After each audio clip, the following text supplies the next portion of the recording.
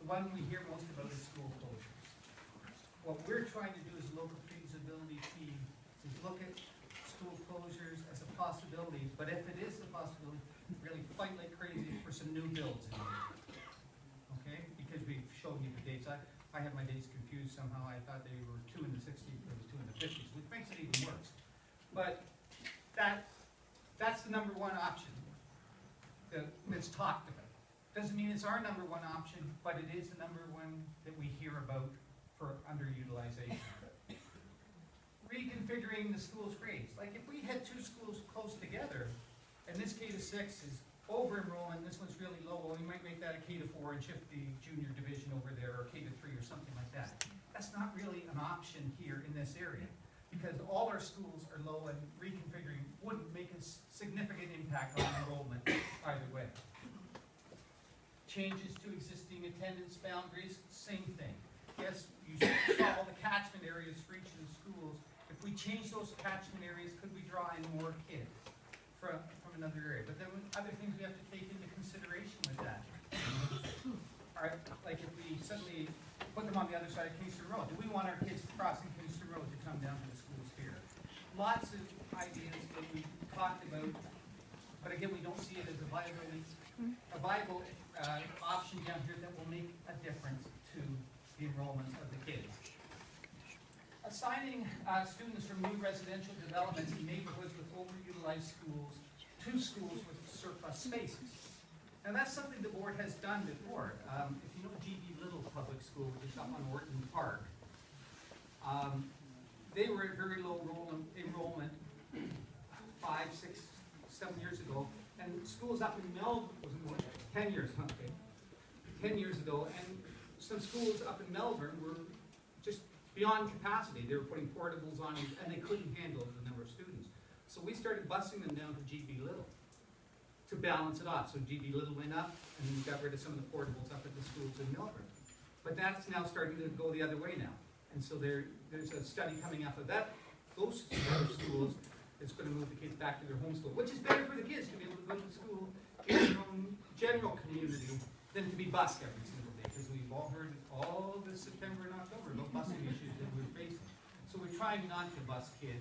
So, but we worked with the city on this, and we had our staff communicate with the city staff and say, are there any developments coming up that's going to generate a lot of students that we could possibly consider moving down here? And the answer was basically no. There's nothing on the immediate horizon that will make a real difference.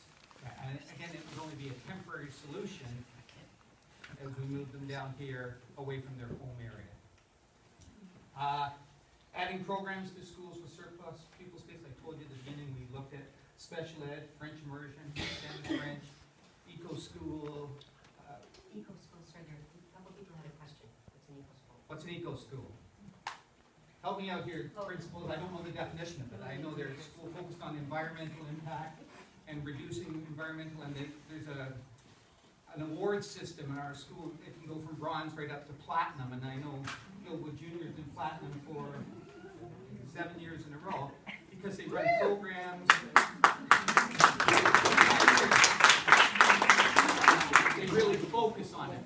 But again, we haven't had any indication that would draw people down to the Guild, because we wouldn't be able to provide transportation for them. It's like the Vocal Music Academy we opened up at Heather Heights.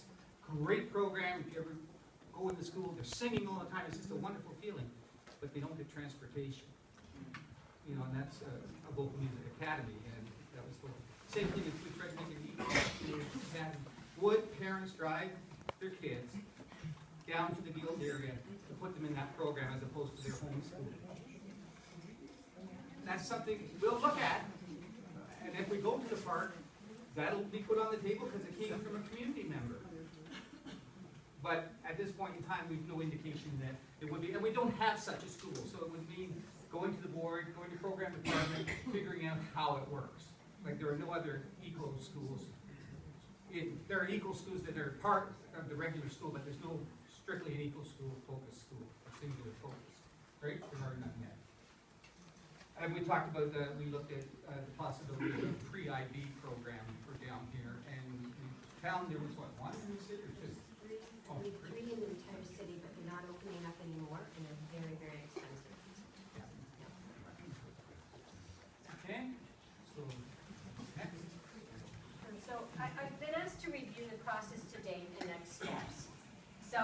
just going back to what Trustee Chadwick mentioned is the long-term program and accommodation strategy. We've been looking at this since May of 2015 to 2016 as a board. And as Jeff referenced earlier, when a school dips below a certain utilization rate, the ministry says, we need you to look at those schools. So this isn't the only one in the TDSB that is being looked at. The local feasibility team, as referenced earlier, were the principals, Jeff, myself, and the trustee, and our meeting dates that we've met to review this. And then we have to have an initial staff report to the Planning and Priorities Committee, which is a subcommittee of the board, for November 16th. And then, in order to seek approval to start a formal process to review all 4 schools in a much more in-depth way, we will be going to the November 23rd board meeting for trustee. That's all 22 trustees to vote for approval to support the process to go forward. If we have board approval to go forward, we then embark on the Pupil Accommodation Review Committee. And this is what essentially is involved in the membership of the committee. I do want to highlight that the committee is an advisory committee, right? And the committee members will be the superintendent of education, up to 4 parents from each school in the review. Now you might think, great, 4 parents of each school. However, if there's only, let's say, 3 parents at one school, and 4 and 4 and 4 of the other ones, we can only have 3, 3, and 3. It has to be equal representation. All right, so, and again, there'll be 2 secondary students, which will come from Sir Wilfrid Laurier Graduate, who would have attended one of, or more than one of the 2 of the schools previously that will sit on this committee. And there'll be the principal from all 4 schools, as well as a principal from outside of the review area. So that would be another TDSB principal and elementary principal that would sit there, and then the local trustee. But again, it's not a voting committee. They're there to give some best advice. The parents are there to represent the community, and the best advice coming from the community. Right? Can I see the next slide then, Jeff? If you're looking at a timeline here, so we referenced the November 23rd board meeting. We're looking at the Pupil Accommodation Review Committee being formed in January. We would have a public meeting to discuss, essentially, it will be a repeat of some of the data that we've shared tonight, as well as go into a little bit more detail. And again, once we've met with the parent reps and a principal from outside of the area, they may be requesting other information and data that would be our responsibility to share at that public meeting. And yes, the initial report that will be going to the Board of Trustees on November 23rd. Then the committee would have to do some work. It might be a 1 meeting or 2 meeting in response to some questions or concerns that came out of the public meeting. And then there's a final public meeting, and then a final staff report that would be shared online. And then there would be an opportunity if a parent or a group of parents or whoever wanted to make a public delegation. There would be an opportunity to say, yes, I support this, no, I don't, and it's in front of the Board of Trustees, because ultimately, whatever is going forward in that final report will be going to the Board of Trustees in June 2017.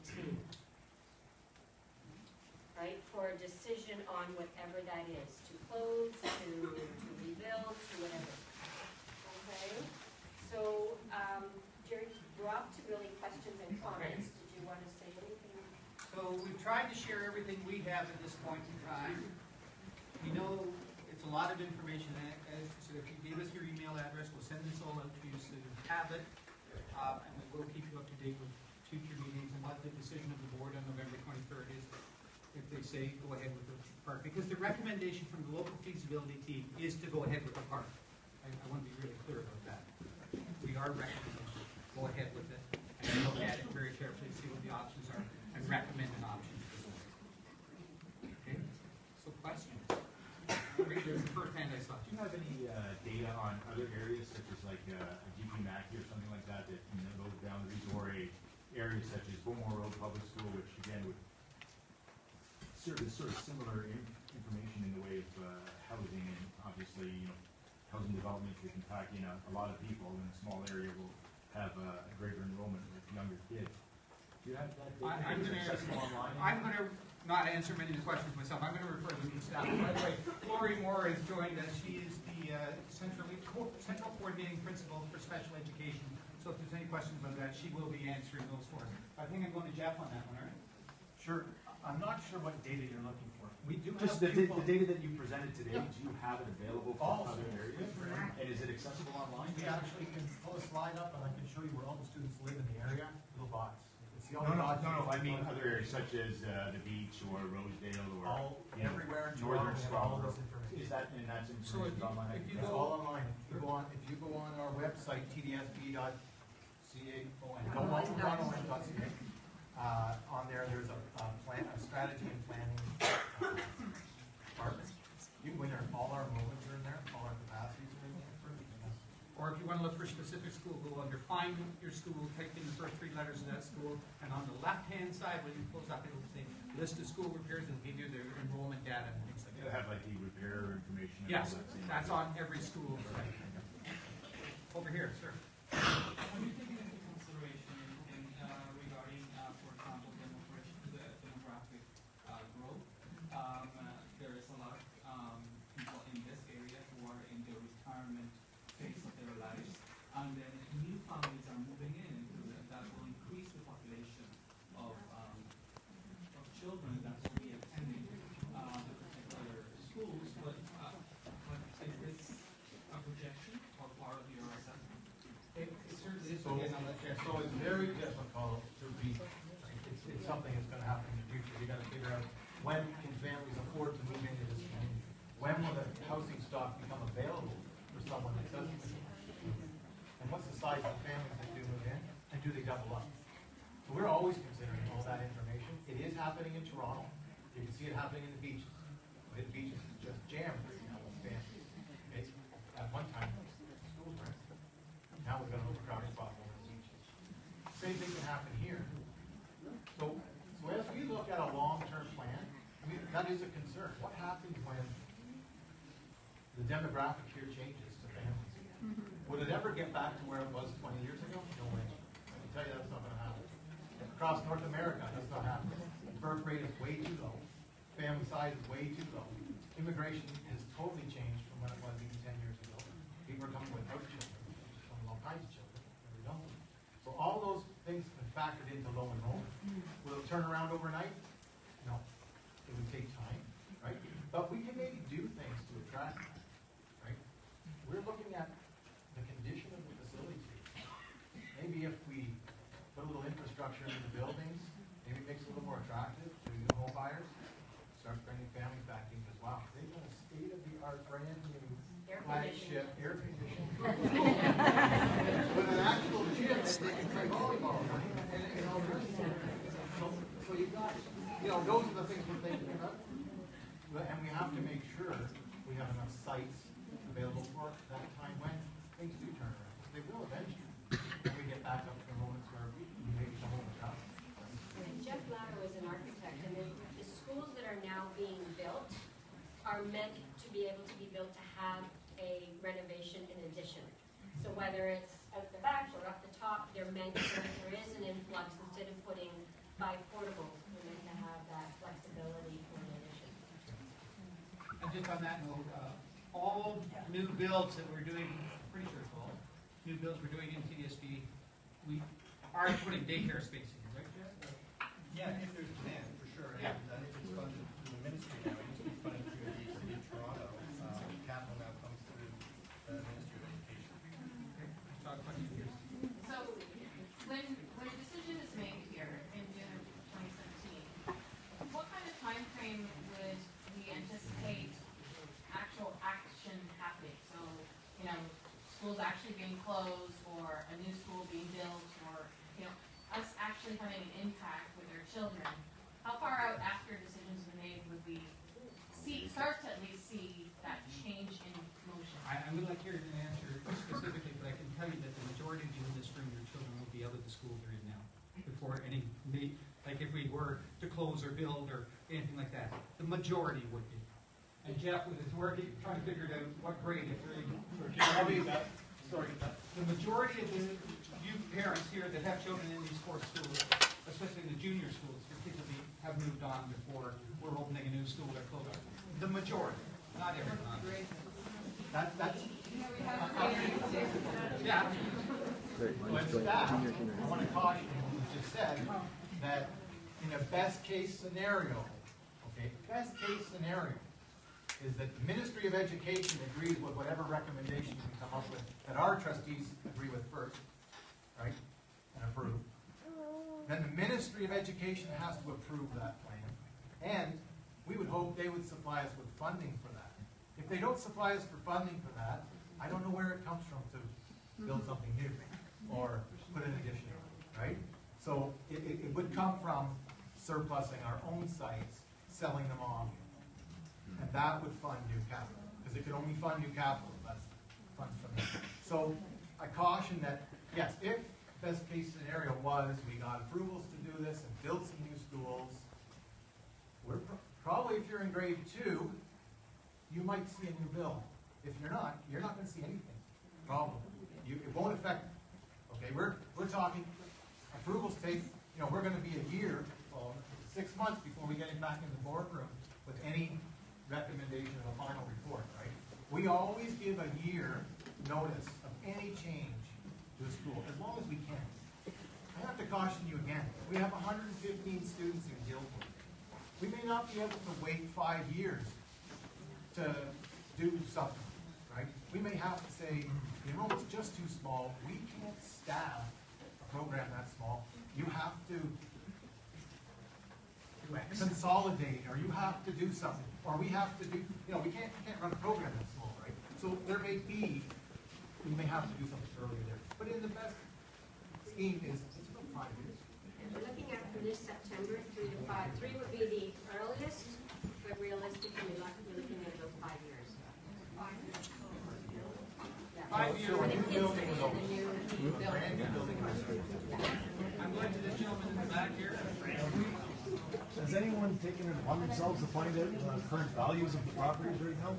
Since it's obviously going to go in a path of 1 or 2 of the schools being torn down and having a new school built. The question is, has anybody gone out and got a value for the different properties we're talking about? Yeah. Okay, so I'm sure that would help very with the premature. rebuild of 1 or 2 This is- other schools. Okay, so we're not there yet, right? So this is very early for us. We wouldn't be coming out this early as staff to tell you what we're doing day to day, looking at some reviews until we do have something firm. And you're right. What are the values of the properties can influence your decision on who you would surplus and who you wouldn't. Even if we close a school, we may not surplus it to our needs. We may use it for another. We may repurpose it. We may just. I don't know what we would do, but we're in a situation where enrollment is probably at its lowest, right? As a system, the communities are going to still come down, some are going to come up, but as a whole total, we're lower than we're going to go. We're not going any lower. We're going to start coming back up, but the increase is very slow. It's not like we drop thousands and thousands and thousands every year. That's not going to go up like that, right? But it will start to come up. So you can't. Land is very valuable, and once it's gone, how do you get it back to put a school in the community? You can't, you can expropriate, but you have to keep it and think of future generations. So here we are tonight. We're asking you, we've got a problem today, right? Today we've got a problem. These enrollments are pretty low. We got some buildings that are in really rough shape. We think as staff, we really think we can improve things down here, big time, like really, really. Improve. And we're doing it for future generations. I'm not really doing it for the majority of you here now. We're doing it for the future generations that's coming. We're doing it for 5, 10, 20 years out. Just stop for a second and think. Your kids are in these buildings now. The outlook across the whole world is where's infrastructure money? Who has infrastructure money? We have 588 schools. In Toronto alone. there's just not enough, like, the funding is really bad, right? There's just not enough, right, to go around. So in 5 years, if we don't do anything down here, what do they look like? And in 10, what do they look like? And what kind of programs are we giving these children at Lake down here? Think about it. Right? This gentleman was next, then I'm going over here, and then here. So it's interesting, this is a quick segue, right? The issues infrastructure money always was, always are, right? So when you look again back at the real estate valuation, right? And the real estate valuation is high and it's going to continue to high. So assuming, and this is my question, that there is properties affected that are sold off, and assuming again that you're choosing not to be purpose-built into the board uses, what's the official PDSB policy for the capital gains? Do the monies stay within the catchment area, or is it in a common? It's in the compound. Yeah, that's exactly what I was thinking. Always has been. So, yeah. Here, anyway. Over here. My question is going back to what we were originally talking about. We were saying best case scenario, we're gonna build a new school in 5 years. What's the worst case scenario? How quickly we close the school? And Okay, that- that's a great question. How quick can we close the school? So if we said we wanted to close school A, we would give the communities 1 year's notice that we're gonna do that. So how quickly is that decision made once we That's June, and at June, we've got 1 school year left, status quo. After that, it goes into place June 2018. So as of June 2018. That'd be your last day in that facility, and then you would move in September. So the it would possibility be is relocated. by June 2018, 1 or 2 schools could be closed in this community. Okay, only if Only if that, Only if we have space to put those children in. and if you don't, then what happens? Well, you know, Because you're saying staffing is an issue, you Yeah, so- don't want to have these low so we're looking at that. We have to deal with the ministry. So when the ministry looks at this, they're gonna say, well, you know, maybe you could put a 4-room addition on that building, and you could put $2 million into that building. And So that's the case, right? And so you get more money for education, which, it doesn't happen every day, you know, maybe, and you as know, you said, the board requires how much millions of dollars, why would we? billion. Billion. We require billions. Right. 3.5 billion. For the PDSD. An example of which I would just say, we just did it in this area with Sir Robert L. Gordon. We had declared it surfacely in 1 year, and over that 1 year, their enrollment dropped significantly. His parents knew that it was going to close, so they were looking for other opportunities for their kids. So they dropped quite a bit. By the time they were close, I think they were down to 80 kids or something like that. So, and where did I say? I was going next, sorry. Hi.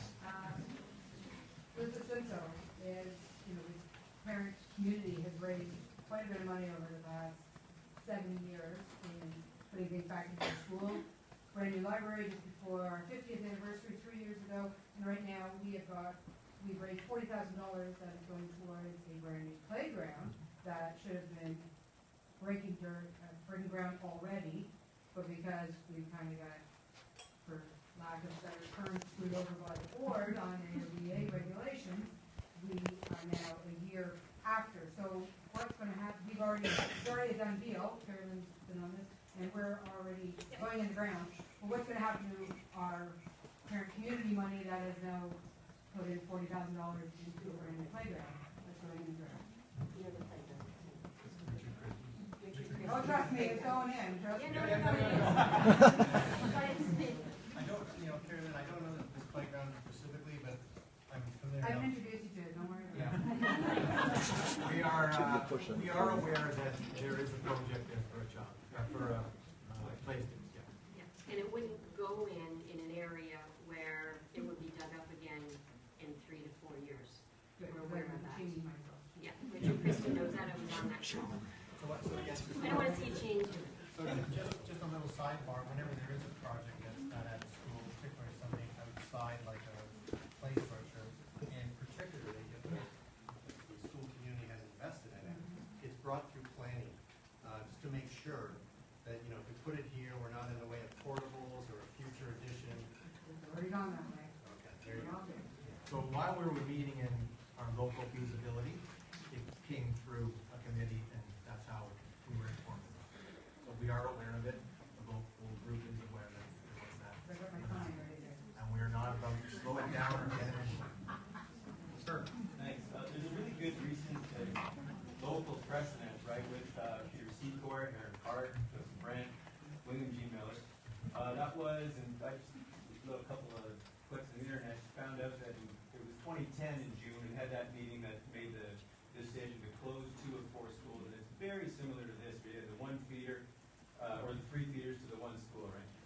two of the schools got closed, Heron Park got closed, so Peter Secord became a private French school. So, this is a really good, I'm sure many of you guys might have been involved in that. It's recent, again, it's a really good example. How is this different than that? And I'll just say this, when I'm looking at it, two little things come into mind. I'm really kind of keen to understand how this is a little bit different maybe, if at all. But in that case, two schools were closed, fine. William G. Miller, there was basically about a third or maybe a half of the schoolyard got siphoned off or sectioned off, sold, turned into kind of a cramped, in my view, cramped situation with a street and two rows of houses being built right up almost to the school. So that was kind of thrown in, it looked like, or at least that's how it kind of seemed, right? And the second thing too was, it was 2 years in that instance. So the June 2010 came out, the board decision, but then Heron Park was closed 2 years after. So how is this different than that scenario as a precedent or as an example? How close or how different? So I was involved in that review. In that review, we did rebuild the school, right? We had additions. So additions can be put on a building while it's in operation, so it's not much better. So construction carries on as the building's still open. And those students, it took 2 years. Because I believe the process going through the city and design isn't as long in a small addition. All your city approvals to get the project underway to do construction is less time than a new build would be. Am I correct? Yeah. And so it expedites a little quicker. That's the timing half, but the other half is the decision to close two schools. Sure. So in your slide, you show that, well, by capacity, if you're at about 85%, you'd be probably on par. And that would be equivalent to closing Guildwood, for example. I mean, you got to go out of district just to have a good birthday party. So. So if you're going to look at that sort of decision-making basis on ratio, you'd probably close one That's school. only one piece. Everything you saw tonight is only one small factor is specific, right? So in that review, you had Heron Park that was directly next door to the senior school. It didn't lose a community school, right? It's sitting right next door. So, and it was a very poor condition. It's like the original 1918 or something. I went to it in grade 8. So it was, Yeah. it was pretty run down. And then Peter Secord was just, the enrollment was similar to the schools, very, very low. That senior building got 14-room addition, 6 brand new full-day kindergarten rooms, totally equipped. It's a beautiful addition. If you want to go over and ask the principal to have a look. It's absolutely beautiful. It's a much better environment for your children than what they have. Okay, I was up here next, the lady in the black. If they do decide on building a new school, what's the procedure for something like that? It's going to be on the same site, right? It would be on the same one of site the 4 sites, for Right, sure. right. Any new build would be on one of the 4 sites, for sure. So what would happen in that scenario? What, So there's 2 options. Anytime, maybe Jeff should answer Sure, this. Whenever we have a replacement school on a site, as Jeff said, there's 2 options. If we can move the kids off-site, we call it a holding solution. And that's, when we do that, it's because we want to build a new school on the same location as the existing school. Because it's got a good street address, because it allows the green space to connect to the park, something like that, right?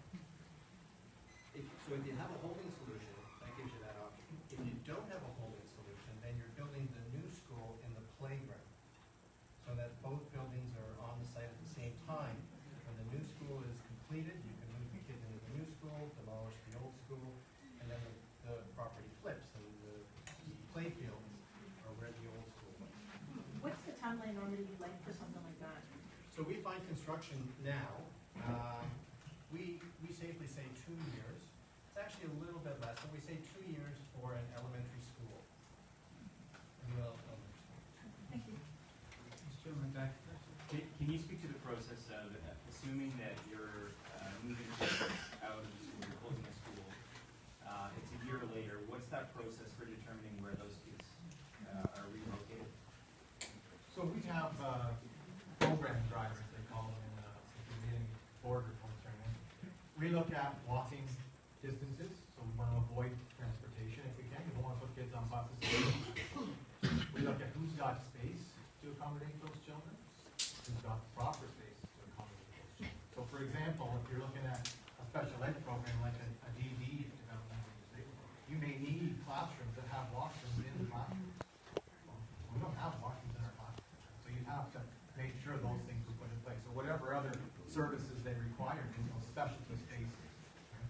So you have to make sure that the schools are fit up correctly. We don't want to use portables.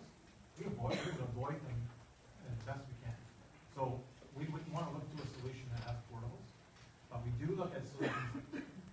When we do get into severely overcrowded situations, we would only propose solutions that would take up to 4 portables. After 4, we'd like to consider engaging. At the back, Mr. Rule. I believe there's a lot of anxiety in the room, and I understand that completely, because of the nature of dealing with schools, the most important part is that's your child's welfare.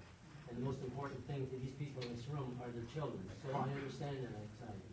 I believe that somehow, I don't know if it could be possible, I heard everything you said, but I think if you keep the community schools, 3 community schools, and not disrupt the community, so children can go to their own school in their own area, I think you'd have satisfaction in this room tonight. And not to be on the negative, because I am not a negative person, but Jeff, I have to take exception, if you don't mind, sir, with the fact that you said that small schools really are not functioning as such. Now, at Guildwood, for example, and I've heard Guildwood's name a lot tonight, Guildwood, for example, we had a slow pitch team, of which we had 3 teachers coaching that team as well as myself. I was at cross country today. I talked to a principal that has 600 students in the school. They had 50 students for cross country this year. Guildwood, with its 100, had 25 to 30 kids running cross country. That school,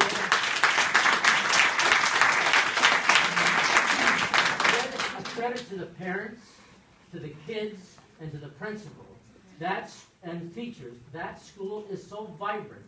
I would like people to come in and see what they are doing.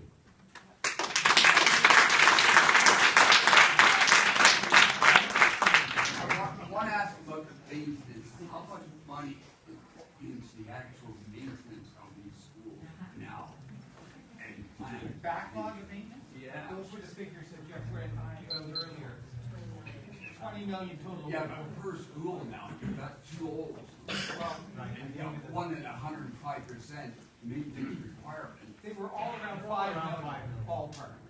But is it going into the schools now? No, we don't have that money. That's the money that we need for the repairs that are required, for the upgrades to bring the systems like windows and roofs and things up to date. That's part of our $3.5 billion backlog across the PDSP. Is there anything planned? So I believe, I don't know the exact details, but I believe recently there was a fair bit of work done at Jack Minor. Yeah, we saw the trucks. What about the other 2, the older? These schools are not being treated any differently from any other school in the Toronto District School Board. So every repair job that is put on the list, and like I said, if you go to the school website, you'll see the list of every repair required. They're classified as urgent, high, medium, and low. And so, obviously, our facilities department and our maintenance department are trying to address the urgent ones as soon as possible. And so if these 4 schools have urgents, they will get priority over another school that has medium or low. But again, we have 580 schools, so it's tough to get to all of them. No, I know, but there must be some place the actual money invested in these schools. Oh, over the past, yeah, it's hard to tell, because we're going back to 1959 on these buildings, too. It would be hard to find every repair that's been done. Yeah, well, we've heard the horror stories of the $200 pencil sharpener and stuff like that. What about the real maintenance? Well, that's part of the backlog of that $5 million that we're trying to get done. And you'll see, if you go and look at the facilities conditions index, it changes very quickly. Even when I looked it up for my figures, it was different today because maybe A, something happened and the boiler broke down, or B, we got the roof finished and we can take that off then. So it's a constantly changing figure. And we are trying to do it. I'm not sure we can go back to 1959 and find all the figure. No, not talking reasonably. Now, those are all available. Pricing. And again, they could come out if we're going to the park committee. We could have that data. If that was requested by the park committee, we could get it. So, you know, if it's helpful, so every September, we publish system-wide what the background renewal is on every school building. So we would have that information for you for these four schools every September going back probably for at least 7 years. And that would include money invested. No, that just lists what needs to be done. Okay, and one final, So if we get to a formal review, if we get to this formal review of the road foundation, the information will be posted on the website, and in that information will be a 10-year history of all the repairs that have been done on the building. Okay? And the value. okay, I hit this lady next. Okay, I know we keep saying, I personally back on the building, but all the schools, you're looking at them and saying by the sound, I get the impression that one's gotta go. Okay, now, if one's gotta go, whichever one it is, they're all important, is how do we make sure that the grounds of the park, they all have parks attached to them. Guildwood has a soccer field, baseball diamond, and these things are used. Okay, now I can verify from Guildwood Junior, they are used. The park is used, the program. All four of them. Yeah, they're, I mean, you know, because then you'll be, whichever one it is, Guildwood would do the baseball this summer. Simcoe, I think they do the soccer. You know, how do you make sure that we don't change that land, which is precious and expensive, and decide to sell it with it houses or whatever, Okay. Jeff? So as we're doing this local feasibility, we're also working behind the scenes and contacting city staff and asking them. We're about to go in and possibly do a formal review with these four schools. We ask all their departments, do you have any interest in the lands down here? Is there a need for more parks and rec? Is there more need for childcare? And then we ask them also for their forecast on growth. So, your question about urbanization in Guild. We're asking them about that. What are their plans? Are they gonna put more condos down here? Are they gonna propose condos? I know, you know, who knows? But no. I'll tell you for sure. Right. But, so I know that. Is there a need? Right, but they may tell us that. Yeah. I don't know. they gotta go somewhere. Like I said, I don't know what the outcome is of any site that we We're not, and even when we get into the formal review, if we get to a formal review, we won't discuss what's gonna happen to those sites unless, during the review, the coterminous board, the city, comes forward and says, yeah, we do have an interest where you're doing a review right now. And we do like school C. We could use that school. That could influence some of our decisions. And you'll make sure that we know that. You will definitely know that, because if in the review, all the information that comes into us is shared with everybody. Sure we can. Yeah, but I'm just telling you. But we will give you as much information as we But can. remember, if it becomes a school of another school, you still got a park. And someone mentioned Peter Seacourt, and that's exactly what. And that's exactly what happened to Peter Seacourt. Yeah. You were next. I know that we're talking, and you said it very clearly, we're looking at options. It seems kind of clear to me, and I don't know if others feel that there is a school that needs to be closed. So that being said, I'm interested in Jack Minor. I have a child there now, I've got a child who's moving to Jack Minor. It's the only middle school within this catchment. What happens, you had indicated in your presentation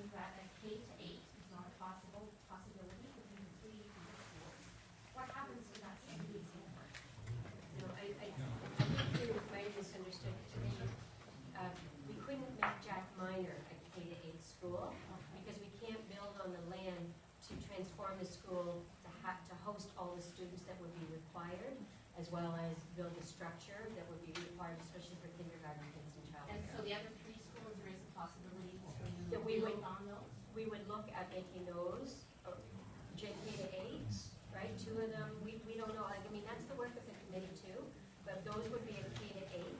And of course, if it was to become a K to 8 school, we have some design models, there's a couple other schools on the board that are being built now as K to 8, that would come with the facility and to house the programming for the needs of kids now. And I referenced air conditioning earlier, and I mean, that's just things that, but it would, you know, if we were to build for developmentally delayed students, there would be amazing classrooms that would be built for those students' needs. Proper kindergarten rooms, again, would have to be there, but again, gymnasiums too. So, you know, you look at a Guildwood or a Poplar Road gymnasium, where originally they were K to 8 schools, and the kids were in those gyms, but now, if you're looking at, kids are bigger now, right? And you really want to play in a proper court like they have at Jack Minor, we would need those gyms. So you referenced William G. Miller earlier. They got a brand new gym, and it's amazing, and it's a double gym, right, for those kids. Plus, they kept their own. So there would be things that would have to be built to accommodate the programming needs of the kids.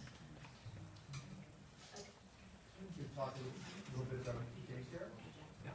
So, if we end up closing one of the schools, what's going to happen to the kids who have to go to a new daycare or an after care facility? Well, does that fall under the purview of what's being discussed here, or is that going to be something else? So this Jeff is going to answer me. Jeff too. When we, so after all this is done, we have a strategy and, you know, we've got a plan. And we're talking hypothetically. And we're going to have an addition on a school or even a new build. We have to prepare a business case to the ministry. Business case talks about all the demographic information that Jeff just touched on today. But it's a business case saying, we need a school of this size. In that business case is included a rationale for childcare, because there's a need for childcare in the community, so that becomes part of the business case as well. So the ministry looks at student accommodation from K to 8 in the same way that they're going to look at accommodation with childcare. And they're going to, and they've been very good of late, likely provide funding for new childcare if the childcare center is being displaced.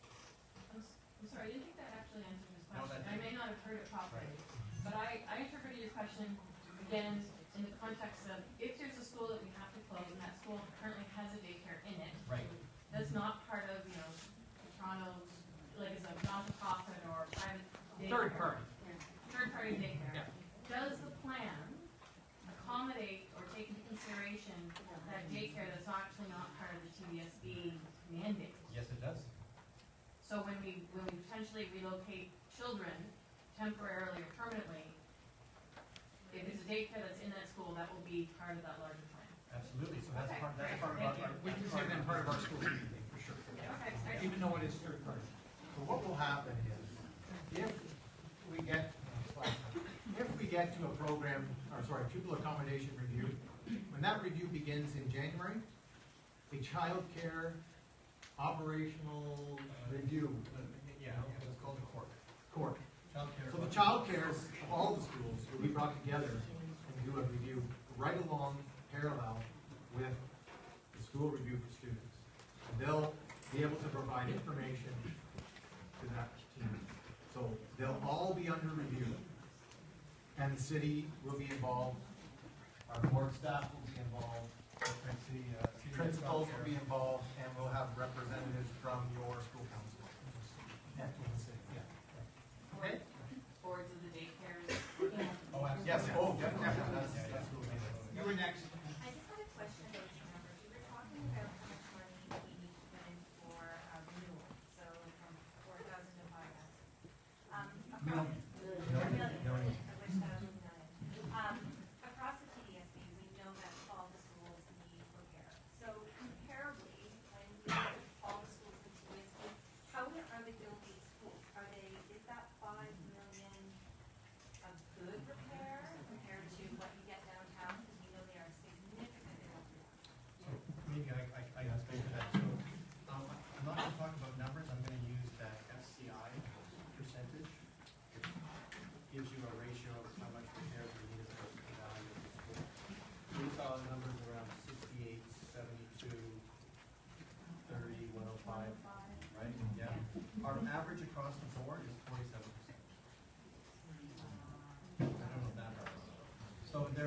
generally in worse condition than the average.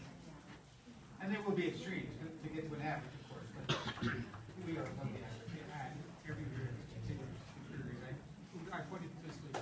Hi there, a question, when you were showing the district of one Guildwood incorporates with these 4 schools, when you're counting out of the 588 schools across the Toronto District School Board, how many are in this situation?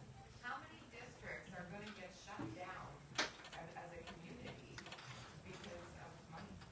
I mean, I get it, we all understand budgets and what it takes to live, but really, are we being pegged because our property is worth more than the guy 2 districts down? Absolutely not. And actually, the accusation comes out quite frequently. When we did the board review, and well, it was just the opposite. You're only picking on the high poverty areas in closing schools. We look at it, as I mentioned earlier, through the equity lens as well. But this is a program focus, not just a money focus. But I understand that, but between the 4 schools, we're talking almost 30 acres of land. Yeah. That's a lot of money. Well, If you're selling it off, it just and we don't depends get on, it back in it the depends on community, what it you just can goes use back it in for. your kitty. It depends on what you can use it for. So earlier in the evening, trustee Chadwick referred to Jack Lang. The majority of that site is all protected by the conservation program. So we did look at trying to put an addition on there, make it a community school. There's not 100 square feet for us to build on. It's that protected.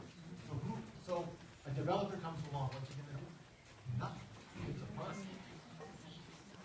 That's where we So how valuable is that to anybody? Now you go to the citizens because it's fun. But you can't. We're hoping our friends in the city So, are going to watch. you know,